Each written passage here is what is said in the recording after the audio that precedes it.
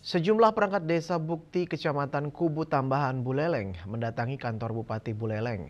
Mereka menuntut kepastian kelanjutan proyek perbaikan jalan penghubung Desa Bukti, Desa Tunjung, terutama di ruas jalan Merak yang kondisinya rusak parah.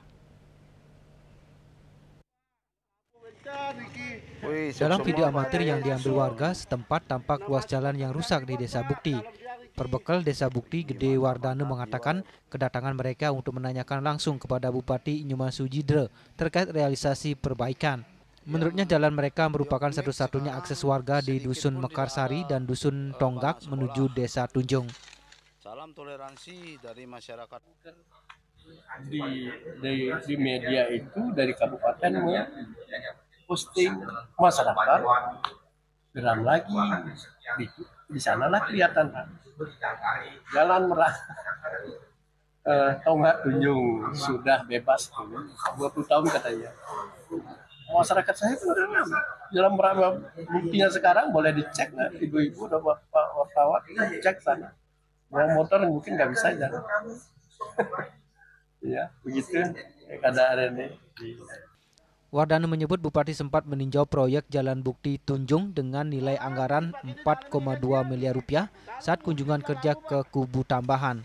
Namun ruas jalan Merak belum tersentuh sama sekali. Bupati Buleleng Inyoman Sujidre mengakui ada kesalahpahaman terkait penentuan ruas jalan dalam proyek tersebut. Ambil dulu yang di atas karena itu pendek. Sedangkan kita mengerjakannya di anggaran perubahan. Kalau yang panjang ini kan kita kerjakan di awal.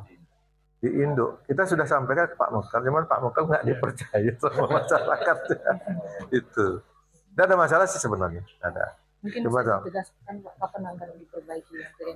Sudah nanti ditenderkan di bulan Januari.